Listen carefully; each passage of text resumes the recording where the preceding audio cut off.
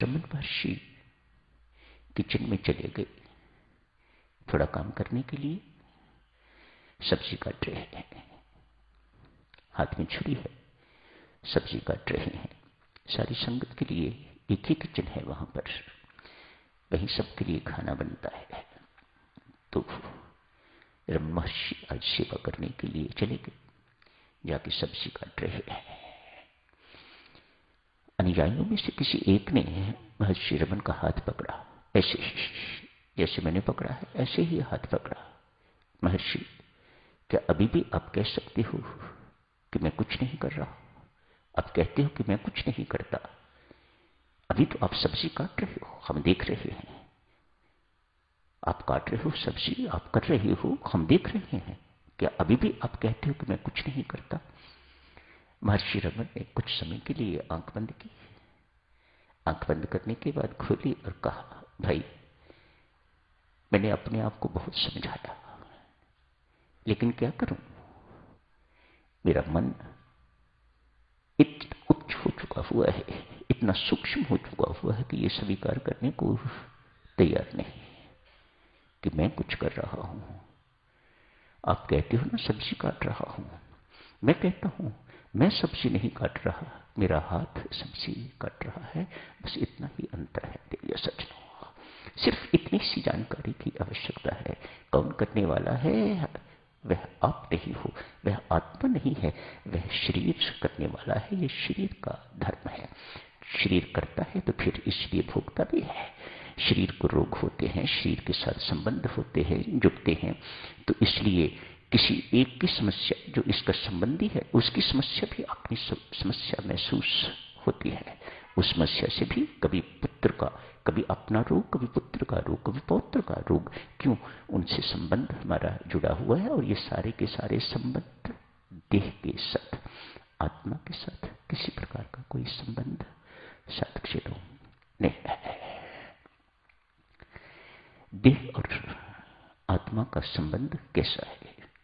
ऐसे जैसे बल्ब और बिजली का, दोनों एक दूसरे के बिना किसी काम के नहीं। बल्ब बिना बिजली के जलता नहीं, बिजली बिना बल्ब के कैसे अपने आप को अभिव्यक्त करे कि मैं बिजली हूं, कैसे अपने आप को बताए कि मैं बिजली हूं।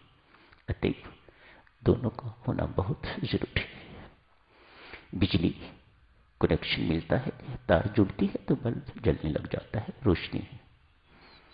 बिना बिजली के बल्ब जल नहीं सकता, और बिना बल्ब के बिजली अपने आप को अभिव्यक्त नहीं कर सकती कि मैं बिजली हूं। बल्ब जलता हुआ दिखाई देता है, बिजली दिखाई नहीं देती।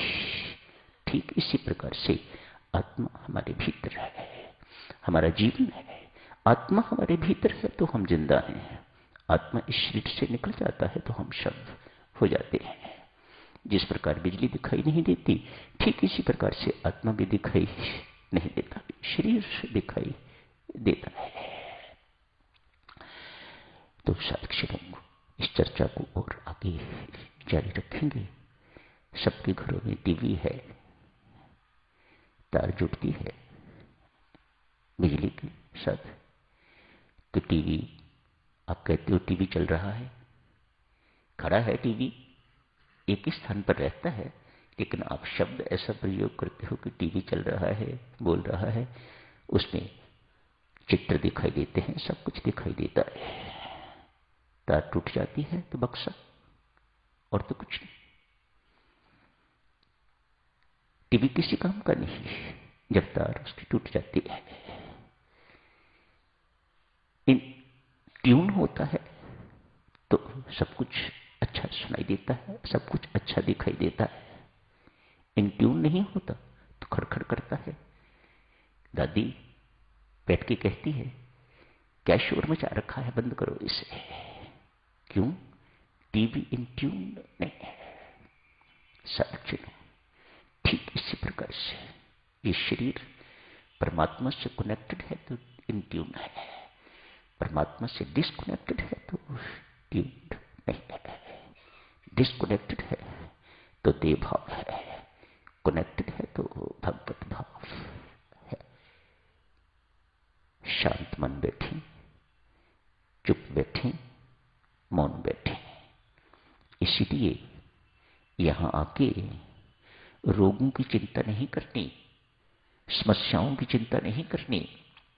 इस स्थान को, इस पवित्र स्थान को इन छोटे छोटे कामों के लिए प्रयोग मत कीजिएगा। मन को कैसे मौन करना है, कैसे शांत करना है, इस देह को कैसे निश्चल करना है, इस मन को कैसे चुप करना है, चुप कराना है, ये अभ्यास करना है। यहां आके ये चीज सीखनी है। यही क्षण है देवियों, चुप मौन एवं शांत, चुप मौन एवं शांत। यही क्षण है जिन क्षणों में आप परमात्मा के साथ कनेक्ट अपने आप को कर सकते हैं।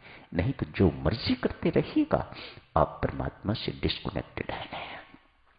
राम राम इसलिए अधिक जपने को कहा जाता है, ताकि आप वह अवस्था लाभ करके तो परमात्मा के साथ कनेक्ट हो सकें। डिस्कनेक्टेड तो हम है ही, डिस्कनेक्टेड ही आते हैं तो डिस्कनेक्टेड ही यहां रहे, और डिस्कनेक्टेड ही वापस चले गए तो फिर यहां आने का कोई फायदा नहीं हुआ। बस मैकेनिकली आए और मैकेनिकली ही चले गए। तो साधक चलो, आज की चर्चा यहीं समाप्त करने की इजाजत दें। कल इस चर्चा को और आगे जारी रखेंगे। धन्यवाद।